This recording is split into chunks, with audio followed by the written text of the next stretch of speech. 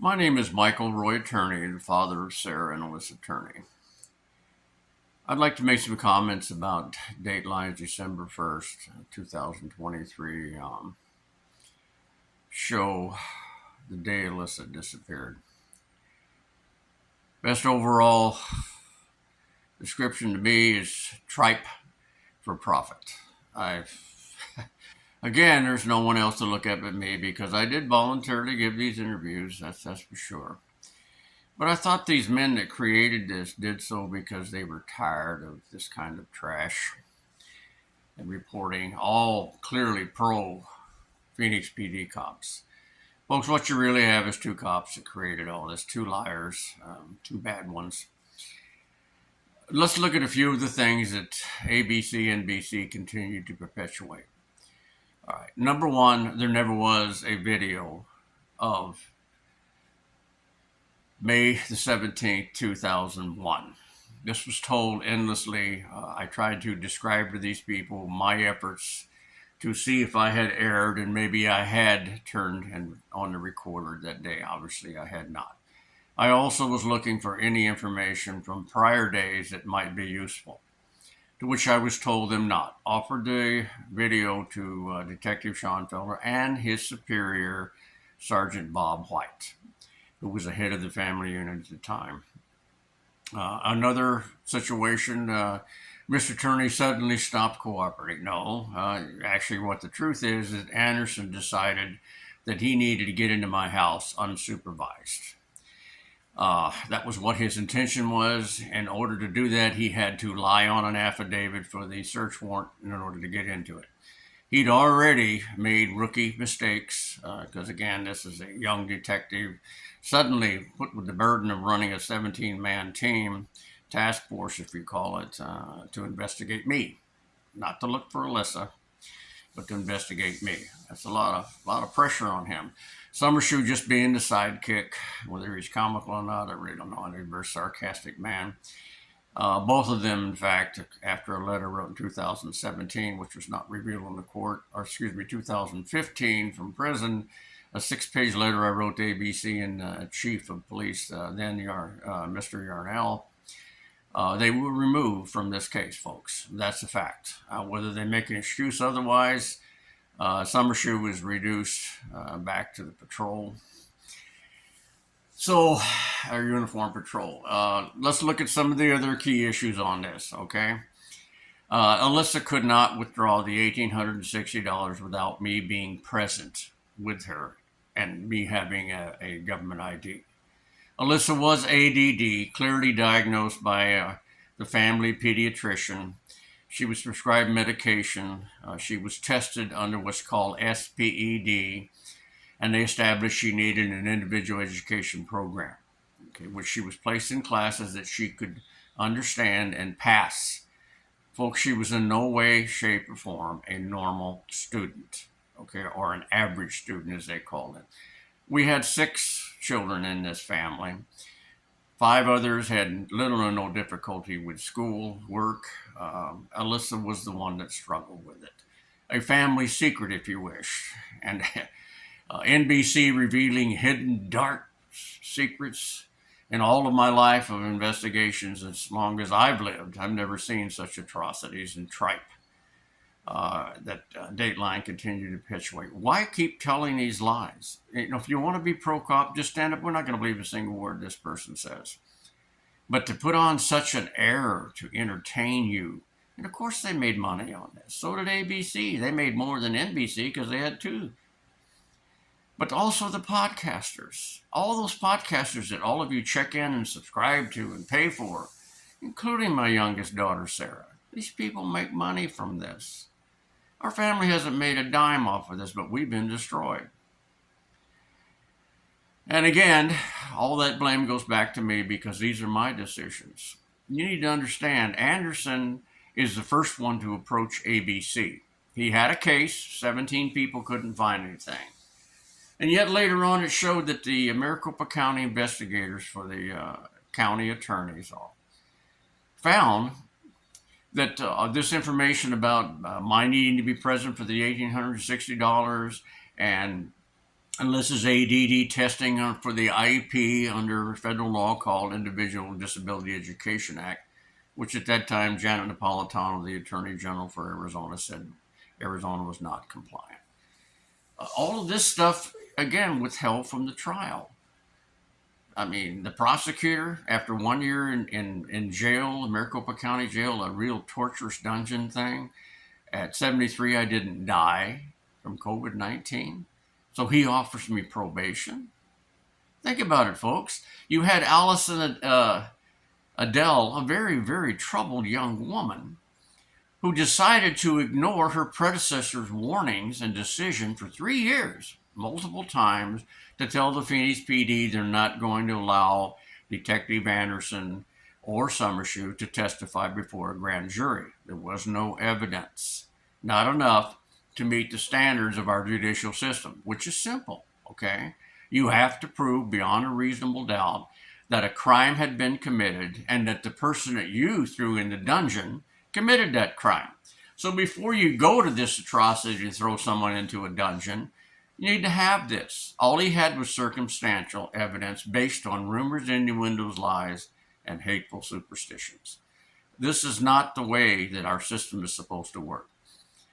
Sam Myers, the judge who just inherited this case, just weeks before this trial came, folks, his conclusions were to protect the United States Constitution, not Mike Turney. I mean, he didn't know me from Adam, folks.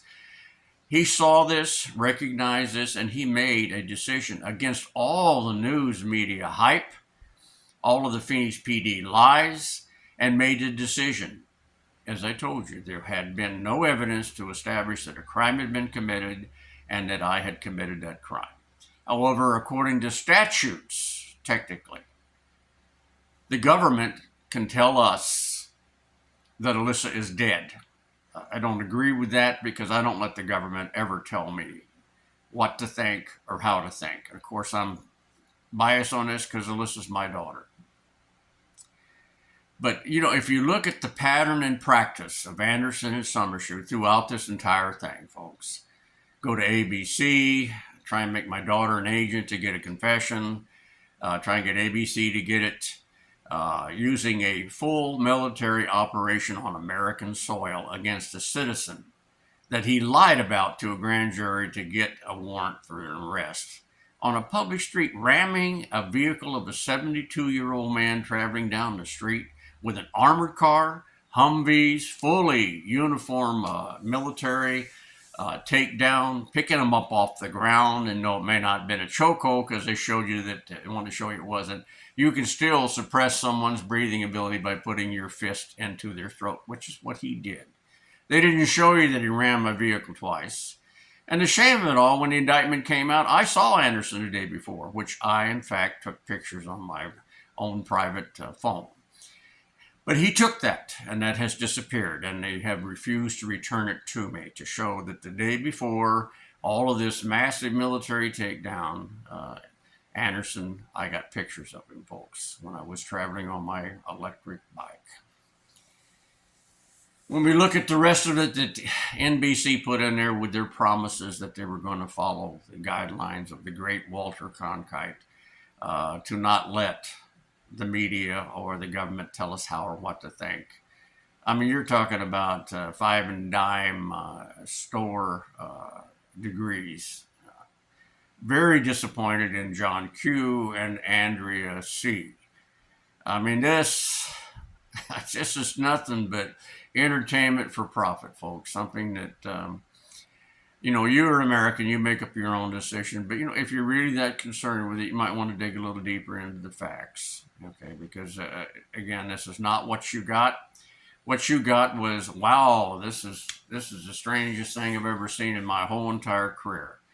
You got a carny show, folks, with a carny out there tell you, come on inside, folks. I mean, their trailer meets anything I've ever seen for a blockbuster type movie before it came out. Disgraceful. Shameful. It's not the reason I got into it, because I really wanted them to tell the facts and the truth. Again, as in 2001, the burden to give justice or seek and search for Alyssa is on me. The day that I called in to the Phoenix PD, which was May the 17th, 2021, the phone records, folks, clearly showed 22 minutes on the phone. That man, I begged, pleaded, even became aggressive, telling them that the primary reason that I was more concerned was just a few months before that, folks. A man tried to break into the house when my two daughters were home alone. Phoenix PD was called. They refused to take the complaint. This kind of stuff is just shameful for American judicial system to try and compromise it. Which again, Sam Myers made a wise decision by acquitting this before it went to the jury. The emotional tripe involved in all of this to influence people, especially the emotions from, I'm shocked to see the adversity from the female population. And it was going to be a real high probability that I was going to have 8 all-female jurors who could have gone in there emotionally because of all of this stuff and sit back and said, look, I'm going to find this guy guilty because it looks like he was strange. It looked like he was weird. It looked like he was a bad parent. Besides, why was he arrested? He wouldn't have been arrested if he hadn't done something. I mean, this kind of rationalization is what Anderson and Vince Imbardino was looking for. He's not a joke, folks. He's a very seasoned prosecutor. He stumbled and stammered and went through this simply because of the fact he didn't have any evidence, and he knew that. They kept out Thomas Heimer because he did identify Alyssa's shoes and jewelry, folks. He did have some form of credibility because the prosecutor didn't want him in there. The judge ruled properly that it would influence the jury wrongfully. And I think he realized that you weren't going to get all the facts. Why didn't Sarah testify, folks? I know her as a parent. Sarah was scared to death during that cross-examination because she had to try and remember what she actually saw and heard versus what's called coaching, what Anderson and Summershoe had done to her to fill her with this, hey, look, what about the $1,860? He took her out early. She's not ADD. Her own sister who helped her with her homework and knew about the family secret that Alyssa was ADD and had a very difficult time with formal education, folks. And yet she said that this is not, and yet you get M. Bardino stands up and says, well, sir, are you a licensed psychologist to suggest that Alyssa has ADD? But yet the Phoenix PD and all of the reports, they ask all these lay people, did you see if Alyssa was ADD? And this was the basis that he presented before the grand jury? These lies and perpetuation of things? I don't blame Sarah for not doing Dateline, but she did, in fact, express her fears in a podcast interview with one of her friends, all for which is for profit, folks.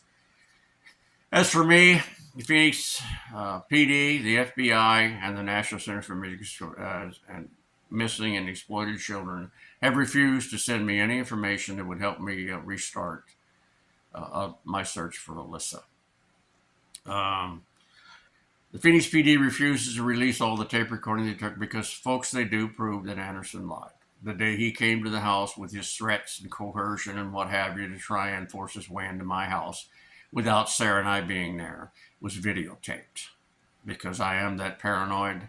And I have been since my conflict with the Phoenix PD when I told them, you want to do an interview downtown? I bring my own recording equipment. Just that simple. I don't trust you any more than you trust me. And involving when Steve Strom attacked me with his car, they wrote it off as mutual combat. And when that tape recording became a major argument with me, all the way up through everybody in the command at downtown Phoenix PD. So was our dispute over me not wanting to give an interview? And Anderson just kept perpetuating that same lie. No, folks, it was over me bringing down 2 video cameras, one on him and one on me, for my safety and security in his alleged downtown friendly family environment thing. Folks, Phoenix PD does not do interviews of people they have as a suspect. And I've been a suspect since 2008 when this man took over this task force. You can't get out that door because it's locked. And it is what's called a custodial interrogation. And many times the Phoenix PD have had cases thrown out because they did this to someone. And they do that perpetually. They're being investigated as of 2021 for, I guess they haven't finished it yet. No, the Department of Justice refused to call me back so I can tell them about the atrocities committed against me, trying to coerce a confession or kill me from COVID-19. This is not supposed to go into trial, folks. They didn't have any evidence, and I believe it to this day that Vincent Bardino knew that. I think that Bill Montgomery, the predecessor to Alistair Adele, recognized this, and that's why he declined multiple attempts by the Phoenix PD to get it through. She was a very troubled young woman. She sent it to the grand jury, and I mean, Anderson must have been jumping up and down with all kinds of feeling good. Did I know it was going to happen? Well, my family kept telling me that they were going to try and do this, they're going to do this and do that, because Anderson, again, perpetuated these lies and untruths and continued to indoctrinate my family and turn them, is what it's called. So what did you see? Were you entertained? Because that's what it was, folks. It was nowhere near this, with such hype and things. Something strange going on in here. All this kind of stuff. You want to call me a bad parent? Fine. If you want to understand how hard it is in the state of Arizona, as backward as it is, which was shown many, many, many times, including my pending lawsuit in federal district court before the days of Susan R. Bolton, about them violating my daughters, not only Alyssa, but also Sarah, because they retaliated. That was just Deer Valley School District. It's all right there if you want to take the time to really look at it.